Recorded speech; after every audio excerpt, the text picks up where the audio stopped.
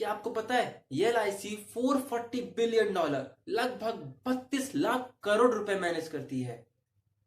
अगर हम सारी म्यूचुअल फंड कंपनीज का भी पैसा मिला दे तब जाकर 26 लाख करोड़ ही होगा।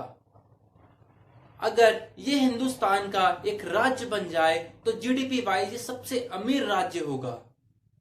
हर 4 में से 3 पॉलिसी LIC ही बेचती है। इसको तो हर साल 3,80,000 करोड़ तो प्रीमियम ही आ जाता है। तो आपने ऐसा कभी सोचा है कि इतने पैसों को करती क्या है? ये हर साल 20 से 25,000 करोड़ प्रॉफिट कैसे कमा लेती है?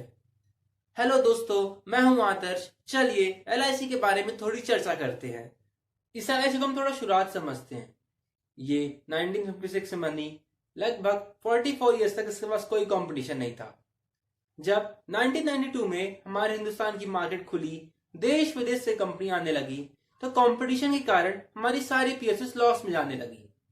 लेकिन कंपटीशन के आने से यह भी फायदा था कि इकोनॉमी अच्छी होने लगी, इंडस्ट्रीज बढ़ी, कंज्यूमर्स के पास ज्यादा चॉइसेस होने लगी। तो 2000 में भी सोचा गया कि LIC को कंपटीशन में उतारा जाए। लेकिन ऐसा माना भी जा रहा था कि LIC भी दूसरे PSUs की तरह लॉस में जाने लग जाएगी। लेकिन इस कंपनी के अंदर अलग ही जुनून था। इसका मानना था कि हमें जो भी करना है वो हमें बेस्ट करना है। इन्होंने बेस्ट एडवर्टाइजमेंट किया, बेस्ट पॉलिसीज लाए, एजेंट्स को भर भर के कमीशन देने लगे और बोला कि घर में घुस घुस के LIC के बारे में बताओ। लोगों के दिमाग में ये फिट कराया गया कि इंश्योरेंस नहीं होता है, वो LIC होती है। लोग ये नहीं बोलते कि मेरे पास इंश्योरेंस है, वो ये बोलते हैं कि मेरे पास ये LIC है। लगभग 20 साल हो गया है कंपटीशन के, अभी भी इसके पास 70% मार्केट शेयर है। LIC का 6 ट्रिलियन रुपीज शेयर मार्केट में इन्वेस्ट है। वेट, ये सिर्फ 20% है। Remaining 80% government securities, government bond जैसे इंस्ट्रूमेंट में पैसा इन्वेस्ट है। LIC के चेयरमैन बोलते हैं कि LIC अपने पॉलिसी होल्डर्स का पैसा खतरे में नहीं डाल सकती है, इसलिए वो ज्यादा पैसा गवर्नमेंट सिक्योरिटीज, बॉन्ड्स जैसे इंस्ट्रूमेंट में पैसा इन्वेस्ट करती है। जो 20% पैसा शेयर मार्केट में है वो बड़ी बड़ी companies ITC, L&T, Tata steel, Reliance जैसी कंपनियों में है और इन्होंने इन कंपनियों में अच्छे खासे शेयर्स खरीद रखे हैं। LIC का मैक्सिमम प्रॉफिट ये शेयर मार्केट से ही आता है। इनका पैसे इन्वेस्ट करने का सिंपल सा फंडा है, जब भी शेयर मार्केट डाउन होता है ये शेयर्स खरीद लेती है और जब शेयर्स ऊपर चले जाते हैं तो ये शेयर्स को बेच देती है। जब लॉकडाउन लगा तो पूरी मार्केट क्रैश हो गई तो इन्होंने भी शेयर्स खरीदे और जब दाम बढ़े तो इन्होंने सिर्फ 6 महीने में ही पिछले साल का 80% प्रॉफिट कमा लिया। चलिए जानने की कोशिश करते हैं कि LIC एक पॉलिसी में कितना रुपए कमा लेती होगी। एक्चुअली ये निकाल पाना थोड़ा मुश्किल है क्योंकि LIC 50 प्रकार की पॉलिसी हर साल निकालती है। कुछ लोग बीच में ही मर जाते हैं, कुछ लोग प्रीमियम देना ही बंद कर देते हैं, कुछ लोग सरेंडर कर देते हैं, कुछ ही लोग हैं जो पूरा प्रीमियम पे कर देते हैं। चलिए फिर भी थोड़ा बहुत आइडिया निकालते हैं। LIC में एंडोमेंट प्लान्स बहुत फेमस हैं।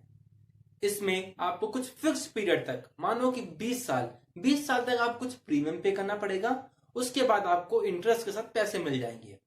मैं श्योर हूं कि आपके फैमिली मेंबर ने या किसी रिश्तेदार ने इसको तो करवाया ही होगा। चलिए माना आपने प्लान करवा लिया, इसमें आपको 5 से 6% का इंटरेस्ट मिलेगा और ये भी माना कि LIC ने इन पैसों को किसी गवर्नमेंट सिक्योरिटी में डाल दिया, इसमें उसको 8 से 8.5% का इंटरेस्ट मिलेगा। मतलब जो डिफरेंस आएगा वो 3 से 3.5 का ही होगा। तो ये भले हमें इंटरेस्ट अमाउंट छोटा लग रहा है, लेकिन LIC में इतनी पॉलिसीज होती हैं, इतना प्रीमियम आता है तो वो अमाउंट बहुत बड़ा हो जाता है। अब हमको थोड़ा बहुत आइडिया हो गया है कि LIC को रेवेन्यू कैसे आता है, लेकिन इनके पास खर्चे भी बहुत हैं। सैलरी देनी है, एडवर्टाइजमेंट के पैसे देने हैं, एजेंट्स को कमीशन देना है। एजेंट्स को पहले साल में 25% का कमीशन मिलता है आपके प्रीमियम पे, तो खर्चे भी तो बहुत हैं। तो मैंने आपको बताया था कि LIC 80% पैसा गवर्नमेंट सिक्योरिटीज, बॉन्ड जैसे इंस्ट्रूमेंट में इन्वेस्ट करती है, तो जो भी इंटरेस्ट वगैरह आता है तो सारे एक्सपेंसेस इन्हीं सबसे मैनेज करती है। और जो 20% पैसा शेयर मार्केट में है तो अपना ज्यादा प्रॉफिट वहीं से निकालती है।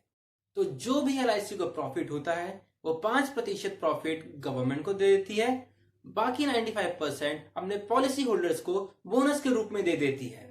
तो इस तरीके से LIC वर्क करती है और अपना प्रॉफिट कमाती है। उम्मीद करता हूं आपको मेरी वीडियो अच्छी लगी। अगर वीडियो अच्छी लगी तो वीडियो को लाइक करिए, चैनल को सब्सक्राइब करिए और तैयार रहिए ऐसे इन्फॉर्मेटिव वीडियोस के लिए।